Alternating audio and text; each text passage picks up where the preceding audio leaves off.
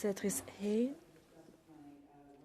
Bonjour, Monsieur le Président, honorables sénateurs, chers collègues, c'est un plaisir de prendre la parole aujourd'hui en appui de la motion 3 présentée par le sénateur Colin Deacon. Cette motion est à la fois opportune et importante. La technologie remodèle tous les aspects de la vie canadienne, qu'il s'agisse de la façon dont nous travaillons et apprenons, ou de la façon dont nous gouvernons, soignons, communiquons les uns avec les autres. Faire de la technologie une considération centrale pour tous les comités du Sénat est essentiel pour une gouvernance responsable en cette période de transformation très rapide. Cela signifie qu'il faut demander non seulement ce que la technologie peut faire, mais qui aussi en profite, qui pourrait, à qui elle pourrait nuire, et comment ces changements renforcent le bien-être et la prospérité de la société dans son ensemble. Le comment de la technologie et de ces transformations qu'elle induit est tout aussi important que le quoi. Cette motion nous demande de reconnaître que le statu quo n'est pas une option. Une seconde réflexion ne devrait pas être le statu quo. Et aussi complexe que la technologie et l'innovation puissent être et soient, ce qui est plus vrai, c'est que la technologie évolue rapidement. Pardonnez-moi, je ne suis pas certaine que le Sénat soit toujours conçu pour aller vite. Mais je crois que le Sénat peut évoluer à la vitesse de la technologie. En fait, nous n'avons pas le choix. Nous sommes dans un sprint technologique mondial parmi un grand marathon qui réécrit tous les dossiers que le Sénat touche et le Canada doit être à l'avant-garde et non à la traîne.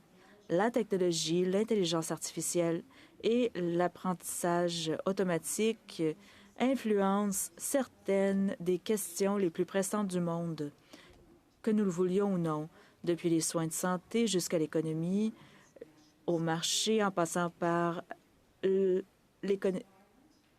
santé mentale, le climat, les personnes, nous-mêmes.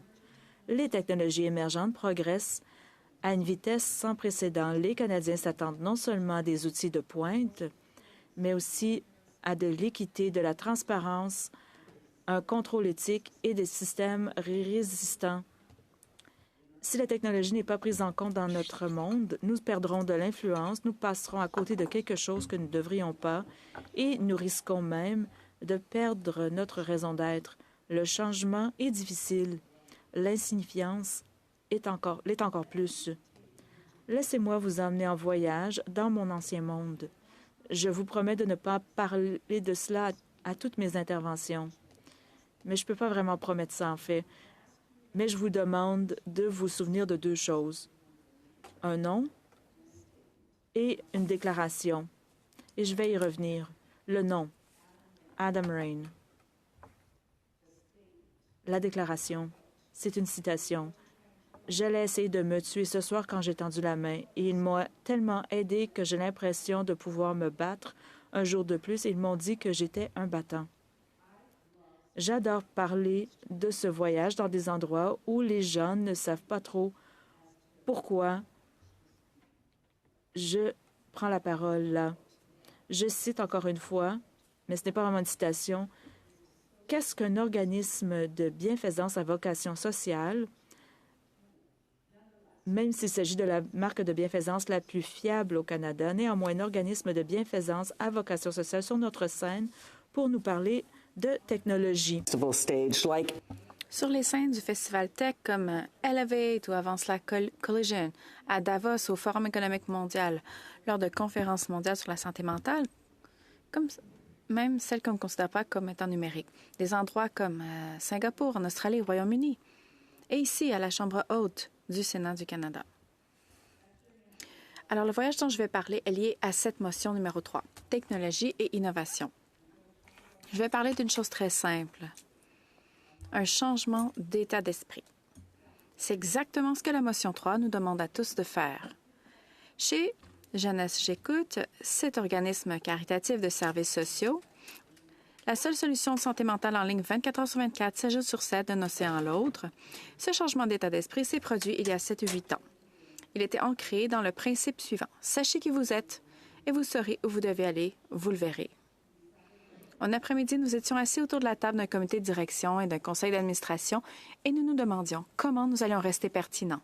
Les enfants changent plus vite, la technologie encore plus vite. Et nous avons fait quelque chose de très étrange. Nous avons mis de côté deux choses qui étaient évidentes. Le fait d'être une organisation caritative. Bon, nous le savions, c'était évident. On a mis ça de côté. La chose étrange à l'époque, c'est que nous avons mis de côté la santé mentale des jeunes cet après-midi-là. Parce que c'était évident. Nous étions Jeunesse J'écoute. Et nous nous occupions évidemment de la santé mentale des jeunes. Alors, on a mis ça de côté. Puis nous avons regardé ce qui se trouvait juste devant nous. Et ça, ce n'était pas si évident.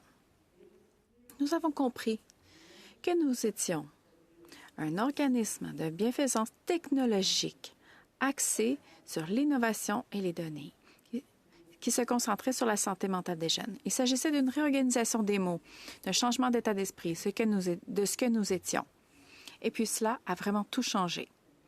De la façon dont nous organisions nos lignes de front, de notre mode de fonctionnement, notre stratégie, notre marque. Et nous avons rapidement construit l'impératif d'innovation. Impératif étant le mot opératoire ici. Nous avons utilisé l'intelligence artificielle et l'apprentissage automatique pour lancer de nouveaux services et de nouvelles technologies, et ça, c'était en 2018. Nous avons créé de nouveaux programmes et points d'accès d'un océan à l'autre. Et on se concentrait sur l'équité. Nous avons vraiment changé notre façon de faire les choses dans la vie de tous les jours. Nous ne sommes pas contentés de demander docilement un coin de table. Nous avons pris notre place à la table. Nous avons même pris notre place à cette table et nous l'avons présidée. Aussi intelligents que nous pensions être avec cette motivation, nous ne savions pas que nous étions en train de construire les bases pour COVID. Lorsque le monde s'est arrêté plutôt, le Canada s'est arrêté et nous nous sommes mis à l'échelle et nous nous sommes remis à l'échelle. Nous sommes passés de 1,9 million d'interactions en 2019 à plus de 22,5 millions d'interactions depuis lors. On parle d'une augmentation de 250 %. Et avec ce genre de croissance, il faut décider ce qu'on abandonne. On a promis aux jeunes que nous serions là. Qu'est-ce qu'on pouvait laisser de côté? Rien. La technologie, l'intelligence artificielle, l'apprentissage automatique ont fait partie intégrante de la façon dont nous avons mis à l'échelle et veillé à ce que les temps d'attente restent autour de 3 minutes et demie sur toute période de 24 heures et que les scores de qualité restent supérieurs à 90 %. KHPAE, ou plutôt Jeunesse J'écoute en français, a évolué à la vitesse et au rythme de la jeunesse et de la technologie. Je parle de cette application réelle de l'intelligence artificielle et de l'apprentissage automatique, de l'innovation et de la technologie, parce qu'il exige une chose très claire. C'est vraiment quelque chose d'intentionnel, un changement d'état d'esprit. Et depuis, Jeunesse J'écoute a occupé la scène du secteur de l'innovation technologique à plusieurs reprises. Nous avons même lancé l'accélérateur Jeunesse J'écoute à Elevate en octobre dernier et à Davos en janvier. Et pourquoi? Bien parce que des vies en dépendaient. Alors, permettez-moi de revenir à cette motion numéro 3 et à nous tous ici. Si le Sénat examine la technologie de manière isolée, il risque de mettre en place des systèmes qui, sans le vouloir, laissent les gens de côté ou leur causent du tort. En élargissant explicitement la perspective, le Sénat peut contribuer à ce que le Canada construise une économie future qui soit non seulement innovante et compétitive, mais aussi juste et inclusive. Il ne s'agit pas là de questions secondaires, mais bien d'éléments essentiels pour que le progrès technologique apporte des avantages réels aux Canadiens. D'autres endroits l'ont déjà reconnu, le programme Horizon de l'Union européenne, par exemple, le manuel d'Oslo de l'OCDE et la loi CHIPS aux États-Unis qui exige tous que les technologies soient évaluées en fonction de leur impact socio-économique plus large. Le Royaume-Uni et les pays nordiques intègrent également ces dimensions dans leur stratégie d'innovation non seulement en mesurant le succès en termes de brevets ou de profit, mais aussi en termes d'équité en matière de santé, d'inclusion et de prospérité régionale. Le Canada ne devrait pas faire moins. Il ne fait aucun doute que le rythme du changement est implacable. Le Sénat peut soit façonner ce changement, soit être dépassé par lui. La motion 3 est une mesure simple et structurelle visant à faire de la lentille technologique un élément de routine dans les travaux des comités. Il ne s'agit pas d'un détail de procédure, mais d'un acte décisif qui permettra à nos comités de protéger les Canadiens, de préserver l'équité et de veiller à ce que les politiques publiques soient en phase avec la façon dont les gens vivent, travaillent et se divertissent. Permettez-moi de vous ramener au début. Adam Rain, il avait 16 ans et venait de Californie.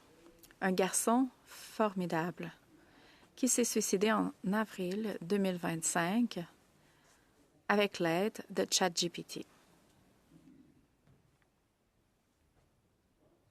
Citation. « J'allais essayer de me suicider ce soir quand j'ai tendu la main, et ils m'ont tellement aidé que j'ai l'impression de pouvoir me battre un jour de plus. Et ils m'ont dit que j'étais un battant. » Un utilisateur de Jeunesse J'écoute, trié par l'IA vers un intervenant humain en cas de crise au Canada. Il y a trop d'Adam qui nous demandent, nous supplient, de faire en sorte que la technologie soit au service du bien, que l'IA soit au service du bien. Dans tout le travail qu'on fait, le temps presse. L'innovation et les technologies basées sur les données sauvent des vies. Nous devons nous demander dans chaque comité, au cours de chaque étude, quel est l'impact de la technologie sur ce travail. Au Canada, la motion 3 est un changement de mentalité qui peut vraiment tout changer. Je vous remercie, chers collègues.